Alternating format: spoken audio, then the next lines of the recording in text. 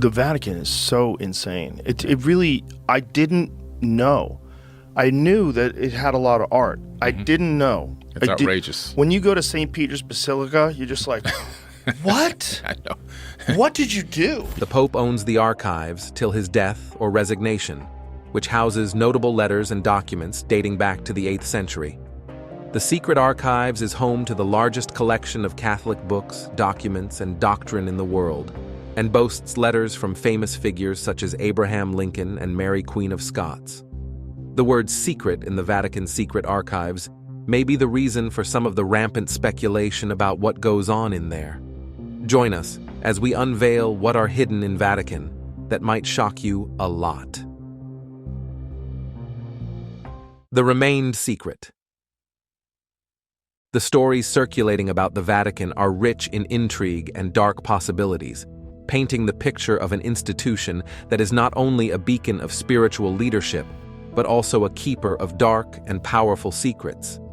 These narratives often overshadow the everyday academic and theological activities more typical of the Vatican's role. The line between reality and fiction becomes blurred, creating a tapestry woven from historical truths and speculative accounts. As these stories spread, they reflect a common fascination with the unseen and hidden aspects of powerful institutions. The Vatican, with its centuries of influence and authority, becomes a focal point of such curiosity. The public's interest in these tales is not merely a quest for entertainment, but a genuine inquiry into the transparency and integrity of an institution that holds significant sway over cultural and spiritual ideologies.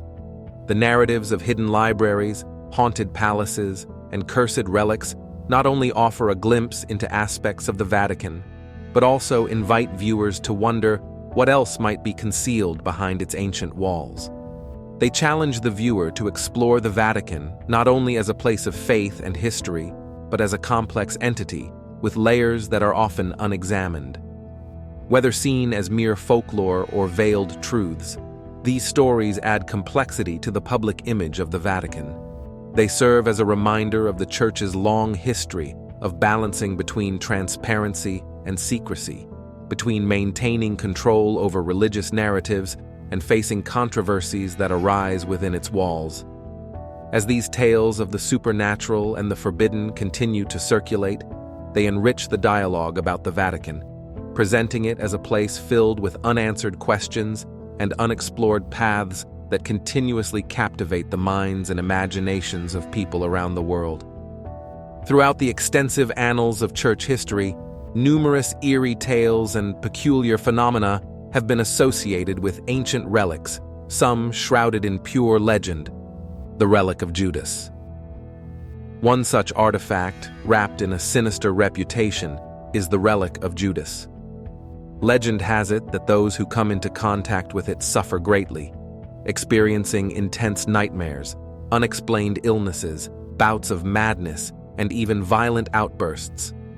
There are unsettling reports claiming that the coins not only glow with an unnatural light, but also emit soft whispers, believed to be the voice of Judas echoing his eternal betrayal. Delving further into the corridors of Vatican power, one encounters the intriguing concept of papal doubles. This practice involves the use of body doubles for high-profile figures, especially under threat. And it seems that the Vatican may have also adopted this. Historical records and accounts suggest the existence of imitators used to protect the Pope from potential threats, such as assassination attempts. The Ghost. The Apostolic Palace, the official residence of the Pope, is renowned for its grandeur and spiritual significance, but it also has a more spectral reputation. It is said that the ghost of Pope Alexander VI, a Borgia known for his corruption, haunts the palace. Those who claim to have encountered his spirit speak of a chilling presence and an overwhelming sense of dread that accompanies sightings of the spectral Pope. It is said that his whispers echo through the halls during turbulent times in the Church, suggesting that his restless spirit may be drawn to current corruption, or perhaps he seeks redemption for his past sins. The Hidden Portrait. The Hidden Portrait of the Vatican is a quieter section of the vast art collection of the Vatican. A supposedly cursed portrait, hung far from prying eyes, depicted an anti-pope, a figure who rose in defiance of the legitimate pope during a period of great division within the church. The creation of this portrait, during such a turbulent time, contributed to its legend, as it was believed to bring misfortune and despair to those who viewed it. Over the years, the portrait itself deteriorated. Its faded colors and cracked canvas seemed to reflect the decline of the anti-pope's legacy. Rumors circulated among a select group of Vatican experts who knew of the portrait's existence and location, suggesting that it was kept hidden to prevent further discord. This painting served as a grim reminder of a controversial chapter in the Church's history, a chapter that many within the institution preferred to forget. Physical evidence and analyses conducted by experts designated by the Church. The existence of such an archive raises questions about the Church's motivations. The dark art within the Vatican's walls. Deep within the guarded archives of the Vatican lies a room that is rarely spoken of, and only in hushed tones, a library filled with forbidden books. This secret collection is said to contain texts that challenge the very foundations of Christianity, questioning the doctrines that have been preached for centuries.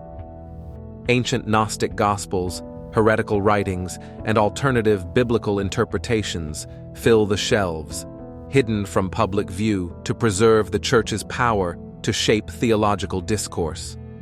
Beyond religious writings, rumors suggest that the library holds extensive works on occult practices, demonology, and arcane knowledge, subjects that the Church has long condemned. Among these are ancient spellbooks and grimoires filled with powerful enchantments and rituals meant to remain sealed, perhaps out of fear of the chaos they might unleash. The 30 pieces of silver. Within the secure confines of the Vatican vaults lies another eerie relic, the 30 pieces of silver paid to Judas for betraying Jesus. This relic is believed to carry a heavy burden of misfortune and torment that afflicts all who come into contact with it. The legend of these silver coins has endured over the centuries, and many believe that their presence within the Vatican's walls serves as a safeguard, containing their malevolent influence. The bewildering catacombs. There is also a wilder aspect of Vatican lore that involves hidden extraterrestrial technology. Some conspiracy theorists and UFO enthusiasts argue that the Church has been secretly keeping evidence of extraterrestrial civilizations and their advanced technologies. They suggest that the Vatican's collection of ancient artifacts and manuscripts could include items from other worlds, such as high-tech devices, parts of spacecraft, or even extraterrestrial bodies. Those who believe in these theories suggest that the Church intentionally conceals this knowledge to control how the world understands life and technology beyond Earth. The exorcism practices. It is also rumored that the Vatican engages with the supernatural, particularly through exorcism practices. It is said that there is a chamber beneath St. Peter's Basilica, out of public view, dedicated to performing exorcisms. Various objects used to ward off unwanted spirits, holy relics, crosses, holy water, and even the exorcism itself, are what the Catholic Church calls sacramentals. This room, allegedly decorated with ancient symbols and religious relics, is supposedly designed to enhance the exorcism process used in severe cases of suspected demonic possession. The private nature of these exorcisms feeds into the broader view of the Vatican as an institution that operates behind closed doors, potentially using its spiritual authority to hide activities that could be controversial if made public. Beneath the quiet Vatican gardens, there are rumors of a network of catacombs called the Catacombs of the Lost Cardinals, believed to contain the remains of cardinals who disappeared, often linked to internal church politics, power struggles, or intense disagreements over church doctrine. The papal decrees. As these stories are shared again and again, they show the complex interactions between knowledge, belief, and power. Each story connects with the next, weaving a complex narrative web that is as captivating as it is perplexing. The Vatican has often been at the center of accusations of hiding advanced technology and extraordinary capabilities. These include rumors about the possession of devices that use unknown energies, technologies that can counteract gravity, and even the ability to manipulate time, which some believe are derived from extraterrestrial sources. These accusations suggest that the Vatican limits access to its archives to keep its internal operations private, possibly to maintain its significant influence and control. Critics argue that by concealing such groundbreaking technologies, the Vatican seeks to preserve its dominant position in the world, controlling how history and human advancement are understood. This would allow it to remain a central authority, influencing both historical context and current global dynamics without altering its power structure. Moving on to another controversial aspect of Vatican history, we find the doctrine of discovery. This set of papal decrees from the 15th century allowed European Christian nations to claim lands inhabited by non-Christians. These decrees supported European colonial ambitions by providing religious justification for seizing territories and subjugating indigenous peoples around the world. According to these decrees, lands without Christian inhabitants were considered open for expropriation, effectively denying indigenous peoples their rights and sovereignty. This policy led to widespread exploitation, slavery, and atrocities, all under the guise of spreading Christianity and civilization. The long-term effects of the doctrine of discovery are still felt today, and many indigenous communities continue to struggle to reclaim their ancestral lands and recover from the deep scars left by colonialism. The Codex Gigas. This massive book contained a complete Bible and additional texts, including exorcism rituals and historical accounts. However, it was most famous for a full-page depiction of a dark figure with horns and a bifurcated tongue. This crude and unsettling image is starkly juxtaposed with the sacred texts surrounding it. The legend said that a monk facing execution for his sins against his monastic vows promised to create a book encompassing all human knowledge in one night. When midnight approached and the task seemed impossible, he supposedly sought the help of the devil to finish the book. The book was completed, but at a price, embedding in its pages an image that would forever echo its questionable origins. This story, however captivating, blurred the line between authentic historical facts and medieval superstitions, raising questions about the purpose of the book. Was it simply a religious text, or was it intended for something darker? The presence of the Codex Gigas in the manuscript fueled endless debates about its possible use in darker practices or as a tool to instill fear and obedience under the guise of divine authority. Beyond the allure of the Codex Gigas, another topic frequently associated with the Vatican's collection of artifacts had to do with the Nephilim and the Rh-negative blood type. Up to 35% of underweight individuals have Rh-negative blood, and Rh-negative blood is one of the rarest blood types. The Nephilim, described in biblical texts as giants born from the union of angels and human women, have long fascinated scholars and enthusiasts. In the book of Genesis, it is said that the sons of God came to the daughters of men and created a hybrid offspring called Nephilim, or the Fallen. This is related to the intrigue surrounding Rh-negative blood, a rare type characterized by the absence of the rhesus factor, a protein typically found in human red blood cells. Some speculated that the Vatican might have ideas or even tangible evidence linking Rh-negative blood to these mythical giants. These theories, often circulated among conspiracy theorists and aficionados of the arcane, suggested that individuals with this rare blood type could trace their lineage back to the Nephilim, postulating a distinct genetic branch separate from the general human population. Although attractive as a speculative theory, this idea often lacked substantial evidence and leaned more towards pseudoscience and mythology rather than established historical facts. One of the most captivating stories linked to the Vatican was that of the so-called chained angel. According to various rumors, the Vatican supposedly kept a celestial being, an angel, in captivity, hidden from public view. This story tapped into human fascination with the divine and the supernatural, suggesting that the Church controlled not only earthly realms, but also celestial entities. One has to wonder if the Vatican's secret library, acknowledged to exist, does not contain records or chronicles of extraterrestrial contacts, but hides a secret. However, this story crossed the boundaries of credibility. While it reflected the excitement of a thrilling novel, closer scrutiny revealed a lack of verifiable evidence, making it more of a modern myth than a subject of serious academic discourse.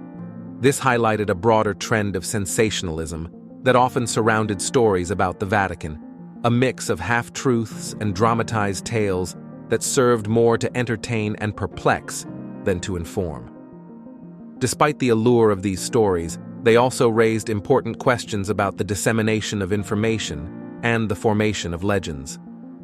The Vatican, with its extensive archives and historical treasures, indeed housed many genuine artifacts of significant cultural and historical value. However, the focus on dramatized stories often overshadowed the more substantial and academically valuable aspects of its collections. When exploring these stories, one had to navigate a complex landscape where reality and fiction were deeply intertwined.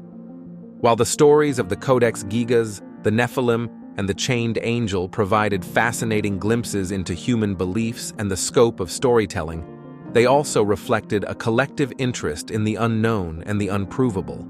As much as they showcased human creativity and imagination, they reminded everyone of the tendency to prefer compelling stories over hard evidence, myths over scientific scrutiny. Thus, the Vatican's reputation as a repository of both sacred texts and controversial relics remained both a source of fascination and a challenge. It attracted both scholars and skeptics, each eager to uncover truths or debunk long-held beliefs in this venerable space. The delicate balance between reverence and critical examination was constantly negotiated, driven by a quest that sought both to understand history and to choose which stories to embrace, about heritage and about ourselves. Beneath the Vatican, there is a legend that has captured the attention of many. They wanted people to experience the veil of heaven being drawn back, and at that moment, the heavens descended dramatically in a way like no other and touched the earth. Reportedly, an angel is kept in captivity with celestial or magical ties. Some believe this angel could prove the existence of heavenly realms, while others think it might possess immense knowledge or power that the Church may wish to use. Although there is no solid evidence to support these tales, they have been part of Vatican tradition for hundreds of years. Different stories are told about this angel. In one version, it is kept in a hidden room, held by ancient spells or divine forces to prevent its escape. Another story suggests that the angel was captured during a celestial battle and is now kept as a trophy or leverage in some divine negotiation. The unresolved disappearance of Emanuela Orlandi, a young resident of Vatican City who disappeared in 1983, is connected to more supernatural rumors. She vanished after attending a music lesson in Rome, and despite decades of searching and speculation, no trace of her has been found. In 2019, a lead directed investigators to examine the Teutonic Cemetery within the Vatican, where her remains were suspected to be. Italian police are investigating a grim discovery that may be linked to a decades-old mystery. Human remains were found in a building next to the Vatican Embassy in Rome. Some Italians believe the bones belonged to a teenager who disappeared in the 1980s. The graves were opened but were found completely empty. This caused more confusion, especially when a photograph surfaced showing a statue of an angel pointing towards the empty graves, installed years after her disappearance. The Vatican opened 2 tombs inside a small cemetery, hoping to resolve the 36-year-old disappearance of a teenager. This statue seemed connected to the location where her body was thought to be hidden, but it offered no answers, only increased frustration and complexity in the case. The Vatican made money from the Holocaust. Before we get to this secret, I want you to know that all of this is just speculation, and there is no concrete evidence to support it. You should consider this carefully before deciding whether to believe it or not. In addition to aiding the escape of thousands of Nazis from Europe, the Vatican was also involved in helping smuggle Nazi-looted art, golf, and other property belonging to Jewish families. Gerald Posner, an American journalist, says that Bernardino Nogara, the financial advisor to the Vatican, is believed to have been one of Nazi spies. He is believed to have instituted a horrifying scheme that allowed the Vatican to invest money in Italian insurance companies that kept the assets from the life insurance plans of the murdered Jewish families. Since the Vatican was an investor and not a direct insurer, it did not need to return any of the money made using the scheme. Also related to money, the Vatican Bank has been alleged to be involved in a major financial scandal. The Vatican Bank, also called the Institute for the Works of Religion, IOR, has been involved in numerous scandals. The most controversial is their dealing with Hitler. Gerald Posner, a historian, points out that the Vatican received church tax from Hitler every year. A substantial amount of money was paid to the IOR so that it cannot be tracked by Western banks. The IOR was used to store billions of dollars, the details of which have never been publicly revealed. The Three Secrets of Fatima. The Vatican may look like a simple religious organization from the outside, but they have their prophecies and their secrets, many of which, it is assumed, they would prefer outsiders not to know about. The biggest prophecy of all was delivered on March 13, 1917. 3 young Portuguese shepherds were allegedly visited 6 times by an apparition of the Virgin Mary. Throughout these visits, the Virgin Mary was said to have given the children 3 prophetic secrets, and these secrets were apocalyptic visions of the end of the world. Lucia Santos became the speaker for the 3 shepherd children. In 1941, she finally revealed 2 of the secret prophecies. In 1943, the Bishop of Leiria asked Lucia to reveal the 3rd secret, but she refused, stating that she didn't think God was ready for her to unveil the secret yet. Later that year, the bishop had enough and ordered that Lucia write down the 3rd secret. She did, but sealed it in an envelope with directions not to open it until the year 1960. The first secret revealed by Lucia was a graphic and terrible vision of hell. The second secret had to do with World War I and World War II. She predicted that World War I would end, but that another war would quickly follow should men continue to offend God. The 3rd secret was hugely controversial and not released by the Vatican until the year 2000, 83 years after the vision occurred. Lucia gave a vivid description of a bishop dressed in white who was shot down in a city in ruins. According to the Vatican, this vision refers to the persecution of Christians in the 20th and 21st centuries, or even to the 1981 assassination attempt on Pope John Paul II. It's impossible to know whether the children really were visited by the Virgin Mary and whether the prophecies have truly come to pass. There are still many who believe the Vatican did not publish what Lucia really wrote, instead keeping her secrets to themselves and making something up to satisfy the public, and so this secret remains unknown and, for the time being, unknowable. We have also made quite a few videos about the secrets of Our Lady of Fatima, so if you want to learn more, you can check them out. Full of treasure. There's no place on this planet more secret than the Vatican's secret archives. There are countless rumors and conspiracy theories surrounding what they could be hiding down there. The inside has been described as an underground fortress, but this is just speculation. Everything in the archives is said to be so secretive that the Vatican only allows entry to the most trusted scholars over the age of 75. And while some say there are alien bodies in the archives and wild things like time machines, none of that has been proven to be true. Does this secret, fortress-like archive actually exist? The secret archives do exist, and the truth is that they are full of historical treasures from the Catholic Church, like correspondence related to the Pope, documents related to the excommunication of Martin Luther, as well as transcripts from the trial against the Knights Templar, among many other things. Anything important relating to the Church over the past 200 years can be found in the archives. But a lot of this stuff is sensitive material, so the Church is likely never going to let the public get a hold of it. And even if they eventually open the archives to anyone interested, the really sensitive material will likely be stashed away in an even more secure archive somewhere out of our reach. Alien influences on ancient civilizations. A Russian professor, Genrich Ludwig, allegedly gained access to the Vatican's secret archives in the 1920s and came across some extremely disturbing information. The story goes that Ludwig was allowed into the archives, where he discovered over 53 miles of shelving and 35,000 volumes of catalogs. There were documents from over 12 centuries of European history. While he was browsing through the seemingly endless corridors of ancient texts, he started finding things that didn't make sense.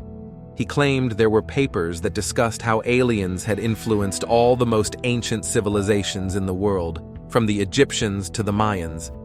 He also allegedly found historical records of nuclear-style weapons being used in ancient times. One text purportedly explained how the walls of Babylon were melted by a weapon that produced monstrous temperatures.